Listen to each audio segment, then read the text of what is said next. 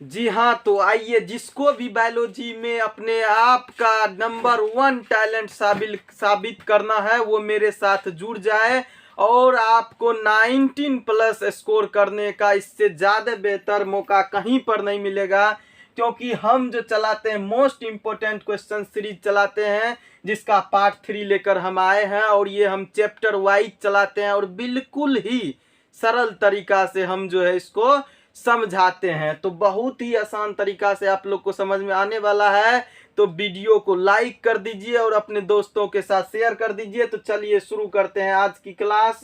और इससे पिछले वाले वीडियो में क्वेश्चन नंबर 13 तक हो गया है, चैप्टर 1 नंबर 1 जीवों में जनन का।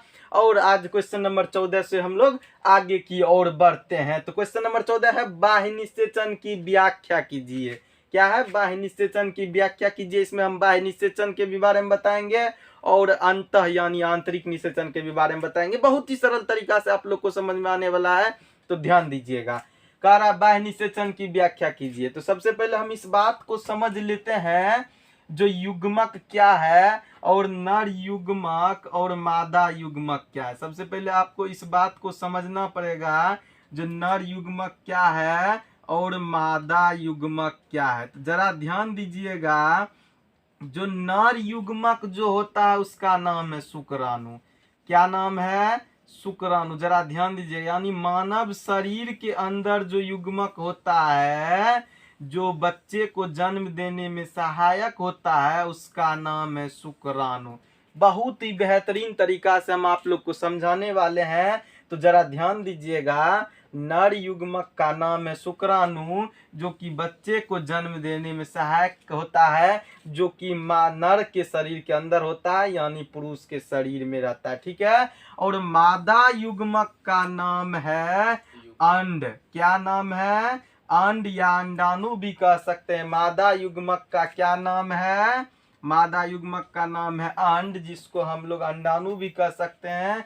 ये भी बच्चे को जन्म देने में सहायक होता है, जो कि मादा यानी किसी महिला के शरीर में पाया जाता है। तो ये मेरा शुक्राणु हो गया, ये अंडाणु हो गया। इतना तक तो समझ में आ गया, जो नर युग्मक और मादा युग्मक क्या होता है। अब इसी पर हम एक्सप्लेन करेंगे, जो बाह्य निषेचन और आंतरिक निषेचन क्या होता है।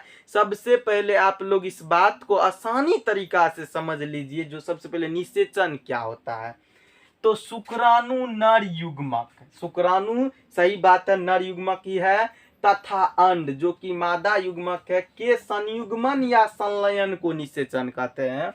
यानी जब शुक्राणु और अंड का संलयन हो जाता है, मिलाप हो जाता है, तो हम उसे ही निषेचन कहते हैं। क्या कहते हैं? निषेचन कहते हैं। जब शुक्राणु और अंड का संलयन होता है, तो उसी प्रक्रिया को हम लोग क्या कहते हैं? निषेचन कहते हैं। तो निषेचन आप लोग को बहुत अच्छी तरीका से समझ में आ गया।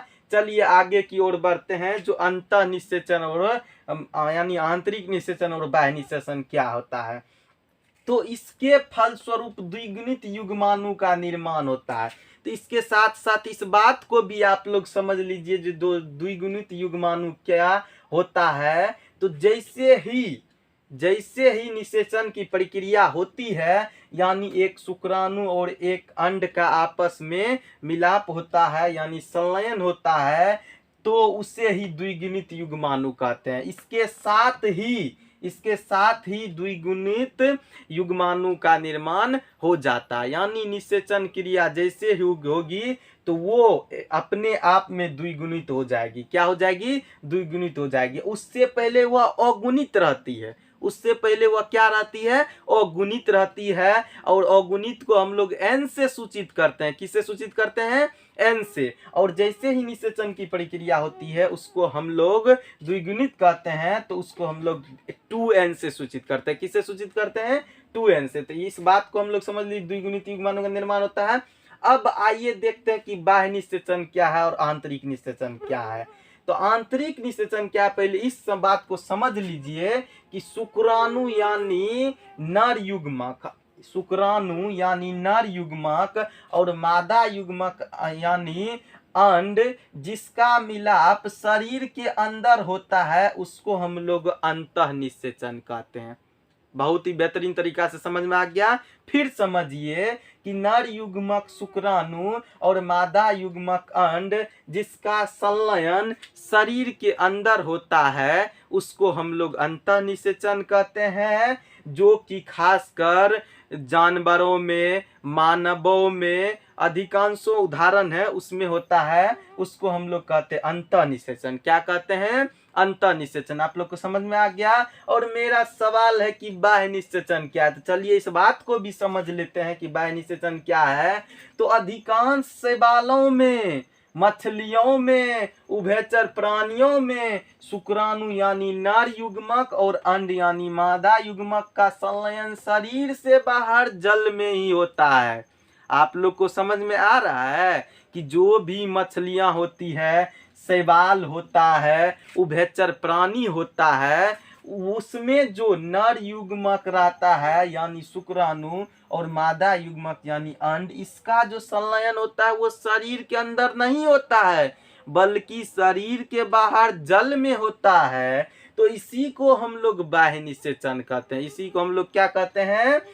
बाह्य निषेचन कहते हैं। इसी को क्या कहते हैं? बाह्य निषेचन कहते हैं। तो आप लोग को यहाँ तक समझ में आ गया कि अंतः निषेचन और बाह्य निषेचन क्या है। अब हम लोग बाह्य निषेचन की हानियां देखेंगे। चलिए अगले क्वेश्चन की ओर बढ़ते हैं। तो हम लोग अब इस बात को समझते हैं कि बाह्य निषेचन की हानियां क्या है। तो बाह्य निषेचन क्या है बहुत ही अच्छी तरीका से समझ में आ गया। अब बाह्य निषेचन की हानियां क्या है, मतलब इससे परेशानी क्या क्या होता है। ध्यान दीजिएगा कि जीवधारी को अत्यधिक संख्या में युग्मकों का निर्माण करना होता है जिससे निषेचन के अवसर बढ़ जाता है। ध्यान दीजिएगा कि बाह्य निषेचन के जो भी प्राणी होते हैं, जैसे मछली हुआ, उभयचर प्राणी हुआ, और जो भी होते हैं प्राणी जो कि जल में ज्यादातर रहते हैं, तो उनमें युग्मक का निर्माण बहुत ज्यादा होता है। तो हम बराबर आपसे बता रहे हैं, जो युग्मक होता है, एक नर युग्मक जिसका नाम है शुक्राणु और मादा युग्मक जिसका नाम है अंड। तो बाह्य निषेचन के जीवधारी में युग्मकों का निर्माण जो होता है बहुत अत्यधिक संख्या में होता है। जब भाई साहब युग्मकों का निर्माण अत्यधिक संख्या में होगा तो निषेचन का अवसर भी ज्यादा बढ़ेगा, यानी निषेचन की क्रिया अत्यधिक होती है। तो निषेचन का क्रिया जो है बहुत ज्यादा होता है, किसमें? बाह्य निषेचन में। तो ये तो परेशानी वाली बात है, बहुत ही ज्यादा निषेचन की क्रिया करना पड़ता है।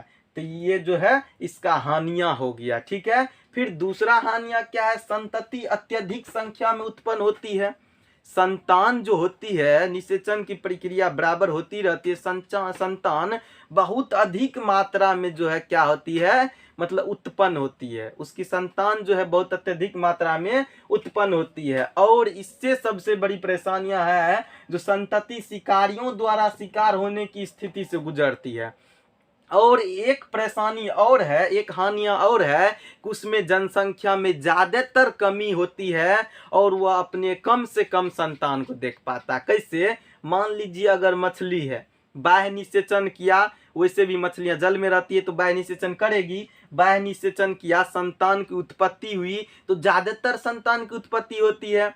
अब कोई भी मछली मारने वाला है आएगा, चाहे छोटा मछली हो कि बड़ा मछली हो कि एक दिन का जन्म लिया हो, उसको तुरंत मार के निकाल लेगा। तो फाइनली ज्यादा मछली है तो वो तो मार के निकाल ही लेगा। तो इसमें क्या होता है, शिकारी द्वारा शिकार होने की स्थिति से वह गुजरती है। तो आप लोग को ये समझ में आ गया बाह्य निषेचन की हानियां क्या है। चलिए अगले क्वेश्चन की ओर हम लोग। तो चलिए मेरा अब अगला क्वेश्चन ये रहा कि द्विगुणित युग्माणु किसे कहते हैं। तो हम इससे भी पहले चर्चा कर चुके हैं इस बात पे, इससे पिछले वाले क्वेश्चन में, और फिर से इस क्वेश्चन को हम बहुत ही सरल तरीका से बताने जा रहे हैं। तो ध्यान दे के समझिएगा कि द्विगुणित युग्माणु किसे कहते हैं।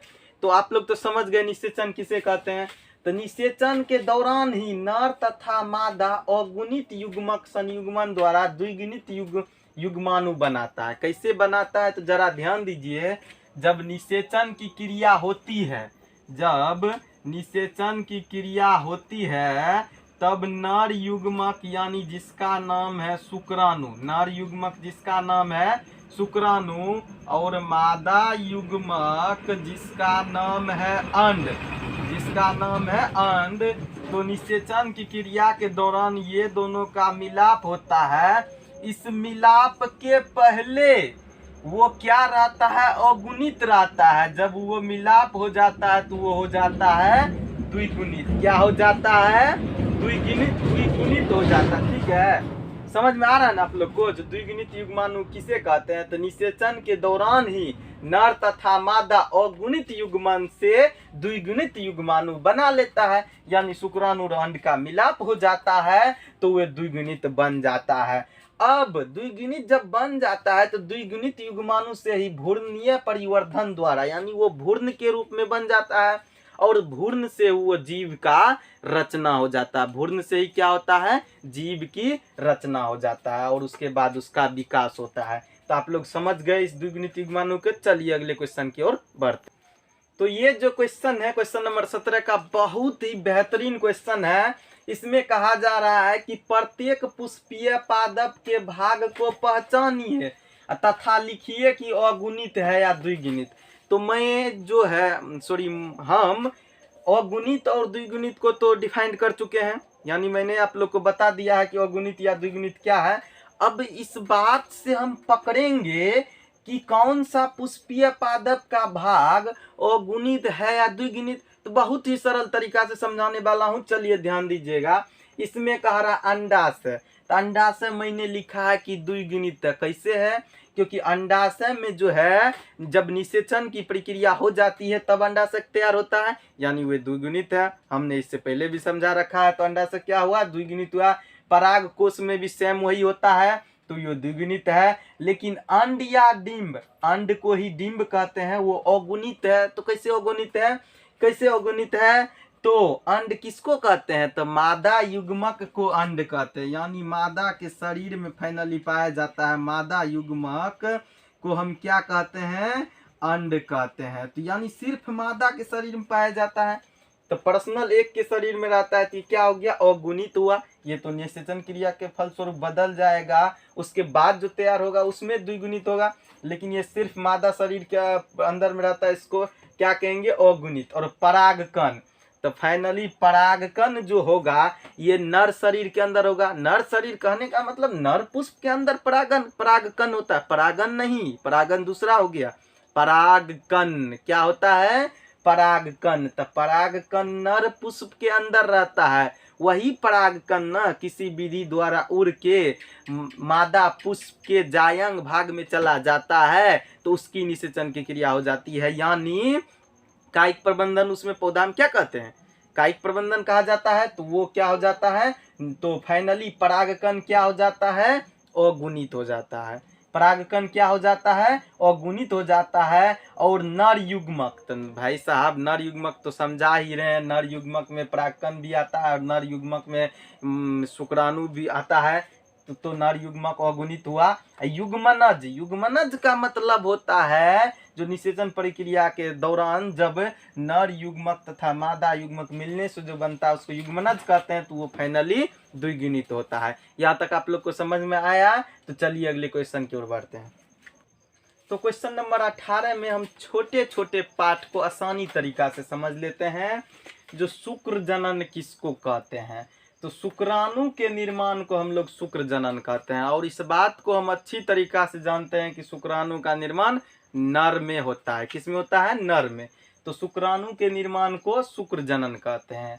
आगे है जो अंड जनन किसे कहते हैं, तो अंडाणुओं के निर्माण को अंड जनन कहते हैं। तो अंडाणु का निर्माण किस में होता है, तो मादा शरीर में। किस में होता है, मादा शरीर में। तो हम लोग इस बात को अच्छी तरह जानते हैं कि अंडाणुओं का निर्माण मादा शरीर में होता है। तो अंडाणुओं के निर्माण को हम लोग अंड जनन कहते हैं। युग्मनज किसे कहते हैं, तो इस बात को हम पहले भी समझा चुके हैं और एक बार और समझा देते हैं। और इस चीज को आप लोग लिखते जाइए, क्योंकि हम सिर्फ इम्पोर्टेंट क्वेश्चन करा रहे हैं, इधर उधर की क्वेश्चन नहीं करा रहे हैं। जो इम्पोर्टेंट वही करा रहे हैं, आपके डायरेक्ट एग्जाम में छपने वाला, इससे बाहर नहीं जाएगा। ठीक है। कारा युग्मनज किसे कहते हैं, तो शुक्राणु तथा अंडे से मिलने से बनी द्विगुणित संरचना ही युग्मनज कहलाता है। यानी शुक्राणु तथा अंडा जब मिलता है, जो द्विगुणित संरचना तैयार होती है, वही युग्मनज होता है। और जो आगे का क्वेश्चन आने वाला है बहुत ही महत्वपूर्ण क्वेश्चन होने वाला है, इसलिए वीडियो छोड़कर ना जाइए और आगे का क्वेश्चन बहुत ही जरूरी है, देख लीजिए। तो ये क्वेश्चन आज का बहुत ही गजब का क्वेश्चन है, आप लोग को बहुत ही मजा आने वाला है इस क्वेश्चन को समझ के। और ये क्वेश्चन बहुत ही महत्वपूर्ण है, तो इस क्वेश्चन को छोड़ के भागिए मत, पूरे वीडियो को देखिए, बहुत अच्छा लगेगा इस क्वेश्चन को समझ के। ठीक है, क्वेश्चन हमारा कह रहा है कि अंडपरजक प्राणियों की संतानों का उत्तर जीवन। तो पहले तो हमको इस बात को समझना है कि अंडपरजक प्राणी कहते हैं किसको, तो जो अंडा को जन्म देते हैं उसको अंडपरजक प्राणी कहते हैं।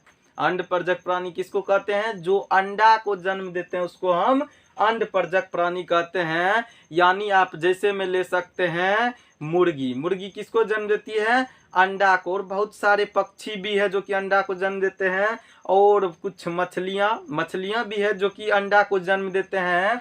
तो फाइनली समझ लीजिए इस बात को कि अंडपरजक प्राणियों की संतानों का उत्तर जीवन सजीव परजक प्राणियों की तुलना में अधिक जोखिम युक्त क्यों होता है। क्वेश्चन आपको समझ में नहीं आया होगा, लेकिन हम समझाते हैं कि क्वेश्चन कह क्या रहा है। यानी क्वेश्चन का कहने का मतलब ये है कि जो प्राणी अंडा देता है, जो प्राणी अंडा देता है, उनकी संतान का जीवन जो है अधिक जोखिम पूर्ण होता है। किसके तुलना में, तो सजीव परजक प्राणी के तुलना में अधिक जोखिम पूर्ण क्यों होता है। फिर से एक बार क्वेश्चन को समझ लीजिए। क्वेश्चन ये कह रहा है कि जो अंडपरजक प्राणी है, यानी जो अंडा देने वाले जीव है, उसके संतान का जीवन बहुत ही जोखिम पूर्ण होता है। किसके तुलना में, तो सजीव परजक प्राणी के तुलना में। यानी सजीव परजक का जो भी प्राणी है उसके संतान को कम तकलीफ होता है, और अंडपरजक यानी अंडा देने वाले जो प्राणी है उसके संतान को ज्यादा तकलीफ होता है, ज्यादा जोखिम पूर्ण होता है। ऐसा क्यों, यही कह रहा है समझाने के लिए। तो सजीव परजक क्या होता है, अंडपरजक क्या होता है, एक बार समझ लीजिए। अंडपरजक मतलब जो अंडा देते हैं, और सजीव परजक मतलब जो अंडा तो देते हैं लेकिन वो अंडा देते नहीं है, बल्कि अपने पेट में ही उस अंडे को तैयार करते हैं, पेट में ही अंडे को तैयार करते हैं। लेकिन अंडपरजक जो है वो अंडा देते हैं लेकिन शरीर से बाहर उसको तैयार करते हैं। समझ में आ रहा है ना, अंडपरजक शरीर से बाहर अंडा को तैयार करते हैं, लेकिन सजीव परजक अपने पेट में ही, यानी मादा जो होती है वह अपने पेट में ही अंडे को तैयार करते हैं, वही सजीव परजक है। तो वही कह रहा है जो अंडा देते हैं, बाहर में अंडा को रखते हैं, उसका जोखिम पूर्ण ज्यादा होता है इसके तुलना में। कैसे, वही समझाइए। तो समझ सकते हैं आप लोग इस बात को कि अंडपरजक प्राणियों में निषेचित अंडे यानी युग्मनज, निषेचन क्रिया के बाद जो युग्म तैयार होता है, ठीक है ना, का विकास मादा प्राणी के शरीर के बाहर होता है। भाई साहब, जो प्राणी अंडा देते हैं उसका विकास शरीर के बाहर ही तो होता है। अंडा जो देते हैं, जैसे मुर्गी अंडा देती है तो अंडा देती है तो शरीर के बाहर होती है ना, उसका होता है ना उसका विकास। तो मादा कैल्शियम कवच से ढके अंडे को सुरक्षित स्थान पर निक्षेपित करता है। कैल्शियम कवच रहता है अंडा पर, जो कवच चढ़ा रहता है वह कैल्शियम कवच रहता है। और मादा जो रहती है, यानी मादा कहते हैं एक तरह से महिला को, नारी को, और नारी पक्षी समझ लीजिए कि मछली समझ लीजिए, जो सब प्राणी समझ लीजिए, मतलब अंडा देने वाली जो अंडा देती है वह सुरक्षित स्थान पर अपना अंडा देती है। ठीक है, सुरक्षित स्थान पर अपना अंडा निक्षेपित करती है, और अंडों में भ्रूणीय विकास के फलस्वरूप शिशु का विकास होता है। अंडा में जो निषेचित हो रहता है युग्मनज, वो भ्रूण के रूप में रहता है, और भ्रूण बड़ा होकर धीरे धीरे जो है पक्षी हो या जो भी प्राणी हो उसका विकास होता है अंडा के अंदर ही। लेकिन ध्यान रखना, वो शरीर के अंदर नहीं रहता है, शरीर के बाहर रहता है, कहीं सुरक्षित स्थान पर मादा अपना अंडा देती है।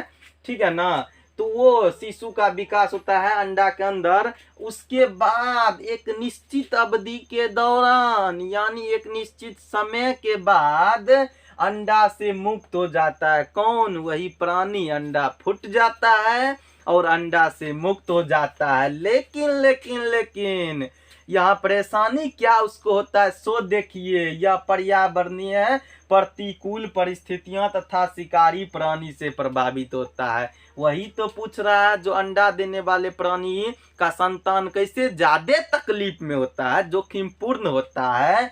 तो समझ लीजिए, जो प्राणी अंडा देते हैं सबसे पहले वो सुरक्षित स्थान देख के देती है, जो अंडा हम अच्छे स्थान पर देंगे। लेकिन पर्यावरणीय तकलीफ, कभी आंधी आ गया, कभी तूफान आ गया, कभी चक्रवात आ गया, है ना, कभी पौधे गिर गया, कभी कुछ प्रॉब्लम, कभी कुछ प्रॉब्लम, तो उनके संतानों को तो काफी परेशानी आती है ना। उसके बाद शिकारी प्राणियों से प्रभावित। अब देखिए, मानव में भी बहुत मानवों का गलत आचरण है, जो कि कहीं भी अंडा देखते हैं तो उसको फोड़ देते हैं। वो इस बात को नहीं समझते हैं कि इसमें किसी का जीवन है, तो उससे भी उसको परेशानी होती है, क्योंकि वो पक्षी के अंदर तो होता नहीं है, अंडा कहीं बाहर होता है। कभी कभी पक्षी होती, जो भी हो अंडा देने वाली प्राणी, वो घूमने चल जाती है या भोजन की तलाश में चल जाती है, अंडा को अकेले छोड़ना पड़ता है। तो फाइनली क्या होता है, अंडा जो है शिकारी से भी प्रभावित होता है। जो पक्षी, मतलब जो जानवर या पक्षी, जो समझ लीजिए प्राणी, उस अंडा पे हमला कर देते हैं, उसको फोड़ देते हैं या मार के उसमें से बच्चा निकाल के खा जाते हैं, ये भी होता है। तो उनको तो इतनी सारी परेशानियां हैं, बहुत सारी परेशानियां हैं। किन को? अंडा देने वाले को। तो यही पूछ रहा है, जोखिम युक्त किसके तुलना में? सजीव परजक के तुलना में। अब सजीव परजक को कम तकलीफ है, कैसे? तो सजीव परजक जो है, निषेचित अंडे का निर्माण मादा प्राणी के अंदर ही होता है। सुनिए सुनिए सुनिए भाई साहब, कह रहा है जो सजीव परजक जो प्राणी होता है, अंडा का निर्माण मादा शरीर के अंदर में हो जाता है। यानी जो मादा प्राणी है उसके पेट के अंदर में ही अंडे का निर्माण हो जाता है, और इसे आंतरिक परिवर्धन भी कहते हैं। तो जिसका अंडा का निर्माण पेट के अंदर में भी हो जाए और उसमें विकास हो बच्चे का, उसको आंतरिक परिवर्धन कहते हैं। लेकिन जिसका बाहर में विकास हो उसे बाह्य परिवर्धन कहते हैं। ये बात भी समझ आ गया होगा, जो बाह्य परिवर्धन और आंतरिक परिवर्धन क्या है। तो सजीव परजक एक पक्षी का मैंने नाम लिख दिया है, जिसका नाम है जरायुज। जरायुज जो पक्षी होता है, इसके अंडे का विकास इसके शरीर के अंदर ही होता है। तो भाई साहब, इसको किस बात का तकलीफ? वर्षा आएगी तो जरायुज पक्षी जो है, अगर ये पक्षी है तो अपने अनुसार किसी सुरक्षित स्थान पर चल जाएगी, यानी इसका संतान भी चल गया। आंधी तूफान आएगी, किसी और बढ़िया सुरक्षित जगह पे चल जाएगा। अगर कोई शिकारी हमला करेगा तो ये अपने उड़ जाएगा, है कि नहीं? तो इसको तो कम परेशानी है, लेकिन इसको ज्यादा तकलीफ है। तो वही पूछ रहा है कि इसका जोखिम पूर्ण कैसे संतान है। तो इस बात को आप लोग को समझ में आ गया कि कैसे संतान है। आज ये चैप्टर पहला जीवोम जनन खत्म हो गया, जो कि बिल्कुल हम मोस्ट इंपोर्टेंट क्वेश्चन सीरीज चलाते हैं, उसका पार्ट 3 है। ये जीवोम जनन खत्म हो गया। कल अगले वीडियो आएगा जिसमें most important question series part 4 आएगा, जिसमें दूसरा चैप्टर का होगा। तो आप लोग बिल्कुल देखना ना भूले और अपने दोस्तों को भी शेयर कर दे। Thank you.